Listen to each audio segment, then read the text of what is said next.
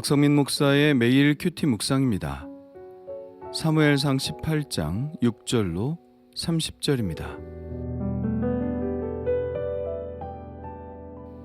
무리가 돌아올 때에 곧 다윗이 블레셋 사람을 죽이고 돌아올 때에 여인들이 이스라엘 모든 성읍에서 나와서 노래하며 춤추며 소고와 경쇠를 가지고 왕 사울을 환영하는데 여인들이 뛰놀며 노래하여 이르기를 사울이 죽인 자는 천천히요 다윗은 만만이로다 한지라.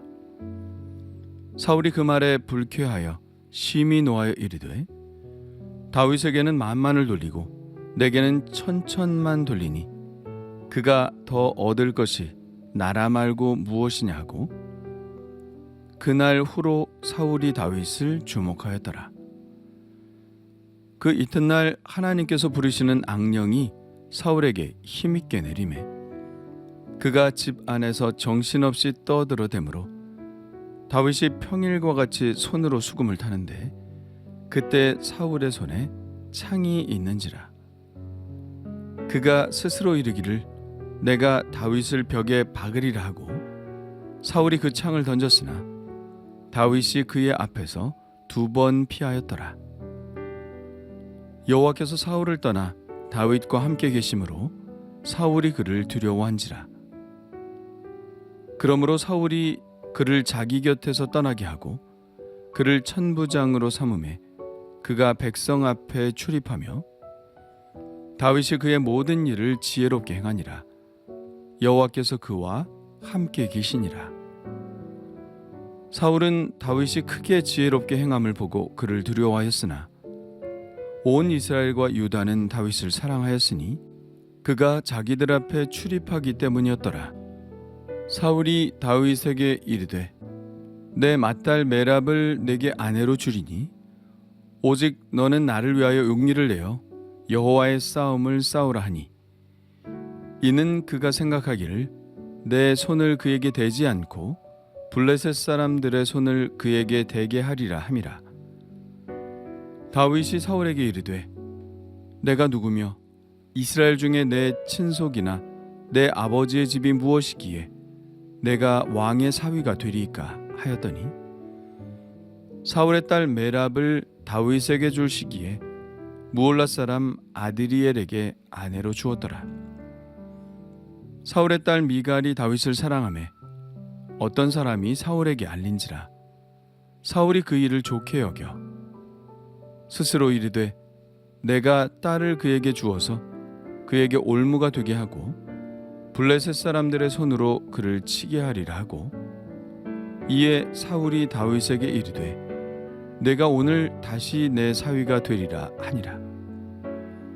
사울이 그의 신하들에게 명령하되 너희는 다윗에게 비밀히 말하여 이르기를 보라 왕이 너를 기뻐하시고 모든 신하도 너를 사랑하나니 그런즉 내가 왕의 사위가 되는 것이 가하니라 하라. 사울의 신하들이 이 말을 다윗의 귀에 전하매 다윗이 이르되 왕의 사위 되는 것을 너희는 작은 일로 보느냐 나는 가난하고 천한 사람이라 한지라. 사울의 신하들이 사울에게 말하여 이르되 다윗이 이러이러하게 말하더이다 하니 사울이 이르되 너희는 다윗에게 이같이 말하기를 왕이 아무것도 원하지 아니하고 다만 왕의 원수의 보복으로 블레셋 사람들의 포피 100개를 원하신다 하라 하였으니 이는 사울의 생각에 다윗을 블레셋 사람들의 손에 죽게 하리라 함이라. 사울의 신하들이 이 말을 다윗에게 아뢰매 다윗이 왕의 사위 되는 것을 좋게 여김으로 결혼할 날이 차기 전에 다윗이 일어나서 그의 부하들과 함께 가서 블레셋 사람 200명을 죽이고 그들의 포피를 가져다가 수대로 왕께 드려 왕의 사위가 되고자 하니 사울이 그의 딸 미갈을 다윗에게 아내로 주었더라. 여호와께서 다윗과 함께 계심을 사울이 보고 알았고 사울의 딸 미갈도 그를 사랑하므로 사울이 다윗을 더욱더욱 두려워하여 평생의 다윗의 대적이 되니라. 블레셋 사람들의 방백들이 싸우러 나오면 그들이 나올 때마다 다윗이 사울의 모든 신하보다 더 지혜롭게 행하매 이에 그의 이름이 심히 귀하게 되니라. 아멘.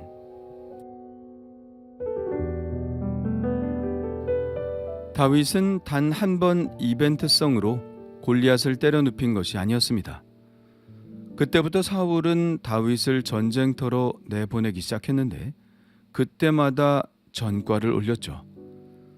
급기야 사울은 아직 소년에 불과했던 다윗을 군대 장으로 삼았습니다. 그의 인사에 대해 아무도 토를 대지 않은 것은 온 백성들과 장군들도 그것을 합당히 여겼기 때문입니다. 그렇게 다윗은 이스라엘 안에서 명성과 리더십을 얻어갑니다. 그러나 그러한 명성과 인기가 좋은 결과만 있게 한 것은 아니었습니다.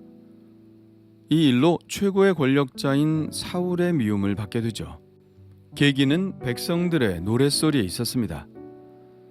사울과 다윗 그리고 무리들이 블레셋과의 전쟁에서 돌아올 때 여인들이 성읍에서 나와서 노래하며 춤추며 악기를 가지고 사울을 환영하는데 그들의 노랫소리가 사울의 심기를 매우 불편하게 했습니다. 이렇게 노래했죠. 사울이 죽인 자는 천천히요 다윗은 만만이로다. 사울보다 다윗의 전과가 더 많다는 것인데 이런 노래를 좋게 들어줄 권력자는 아무도 없죠. 백성들이 사울보다 다윗을 더 위대하게 본다는 것이니까요. 이것은 자칫 잘못하다가 사울의 왕권이 다윗에게로 갈 수도 있다는 이야기입니다. 그렇잖아도 백성들의 눈치를 많이 보고 있던 사울에게 있어서 이러한 노랫소리는 사울을 긴장시켰고 다윗을 주목하여 경계하는 계기가 된 것입니다. 그 일이 있고 난 다음 날부터 사울은 다시 신경증에 시달리게 되었습니다. 하나님께서 부리시는 악령이 그 어느 때보다도 힘있게 내렸다고 하니까 매우 심각한 증세를 보인 것 같습니다. 왜 안 그러겠습니까? 다윗으로 인해 스스로에게 스트레스를 주고 있으니 신경증이 발발할 밖에요. 사울에게 증세가 일어나자 다윗은 평소와 같이 사울의 신경증을 완화시키고자 수금을 탑니다. 그런데 이번에는 악력이 물러가지 않고 오히려 심해져서 사울이 손에 들고 있었던 창을 다윗에게 던집니다. 그것도 2번이나 던지는데 다행히 다윗은 사울의 창을 2번이나 피하죠. 아무리 다윗이 수금을 잘 탄들 사울의 신경증이 다윗으로 인하여 일어나고 있는 것인데 바로 그 다윗이 눈앞에 있으니 더 심해질 수밖에 없겠죠. 급기야 사울은 다윗을 두려워하기까지 합니다. 다윗이 사울에게 위해를 가하기 때문이 아니라 하나님이 자기를 떠나 다윗과 함께 하시는 것을 알았기 때문이죠. 사실 이것보다 사울을 더 위협하는 것은 없습니다. 하나님이 자기와 함께 계셔서 자기가 왕이 되었다면 다음 차례는 다윗일 것이기 때문입니다. 다윗은 언제라도 자신의 왕권을 위협할 사람이므로 두려움을 갖게 되었죠. 그러나 그렇다고 다윗을 없애버릴 수도 없었습니다. 다윗이 백성들의 사랑을 받고 있다는 사실을 잘 알고 있었기 때문입니다. 결국 사울은 다윗을 자기 곁에서 물러나게 하고 대신 천부장을 삼아 야전에서 군사들을 거느릴 수 있도록 합니다. 어디에서나 다윗은 모든 일들을 지혜롭게 처리하죠. 여전히 하나님께서는 다윗과 함께 하셨고요. 그런 모습을 보고 있는 이스라엘 백성들은 너무나 흐뭇했고 다윗을 흠모하고 사랑했습니다. 그러나 사울이 다윗을 죽이려는 계획을 완전히 포기한 것은 아닙니다. 그는 한 가지 계략을 꾸미는데 자기 손으로가 아니라 블레셋 사람들의 손에 다윗을 없애도록 하는 것입니다. 그는 다윗을 불러 이렇게 말합니다. 내 맏딸 메랍을 내게 아내로 주리니 오직 너는 나를 위하여 용기를 내어 여호와의 싸움을 싸우라. 그러나 다윗은 그 제안을 거절하죠. 내가 누구며 이스라엘 중에 내 친속이나 내 아버지의 집이 무엇이기에 내가 왕의 사위가 되리이까. 그러자 사울은 딸 메랍을 무올랏 사람 아드리엘에게 아내로 줍니다. 하지만 사울의 이러한 계획이 끝나버린 것은 아닙니다. 그에게는 또 다른 딸 미갈이 있었죠. 마침 미갈이 다윗을 사랑한다는 사실을 안 사울은 미갈과의 결혼을 미끼로 해서 다윗을 죽이려는 계획을 다시 한번 짜게 됩니다. 사울은 신하들을 통하여 다윗에게 왕이 다윗을 사위로 삼고자 한다는 말을 전하죠. 다윗은 이번에도 거절을 하지만 사울은 사위가 되는 조건을 대폭 낮춤으로 다윗이 이 제안을 거절할 수 없게 만듭니다. 다윗은 자신이 가난한 사람이라 왕의 사위가 될 수 없다고 말하거든요.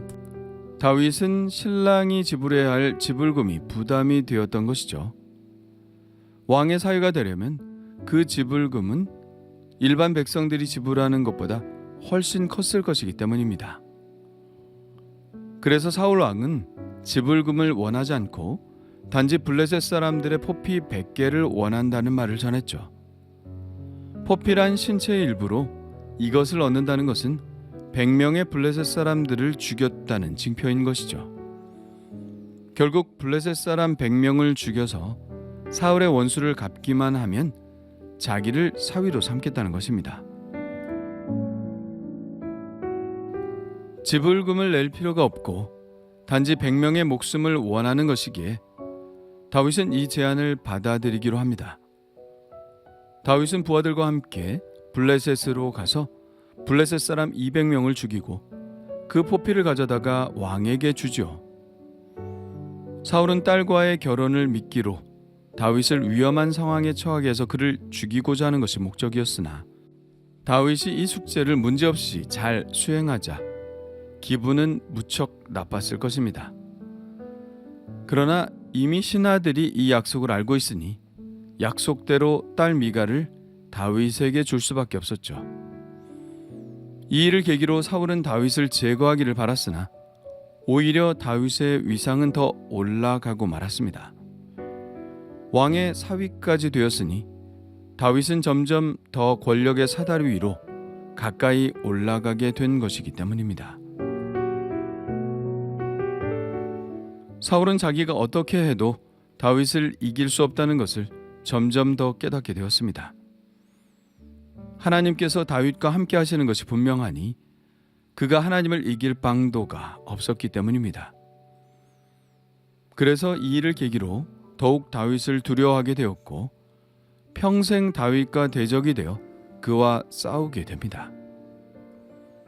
그러는 사이 다윗은 블레셋과의 싸움에서 더욱 더 전과를 올리게 되고 모든 신하들 사이에서 리더십이 공고히 되며 백성들 사이에서는 인기가 점점 더 올라가게 됩니다. 인기가 올라간다는 것은 그만한 이유가 있는 것이죠.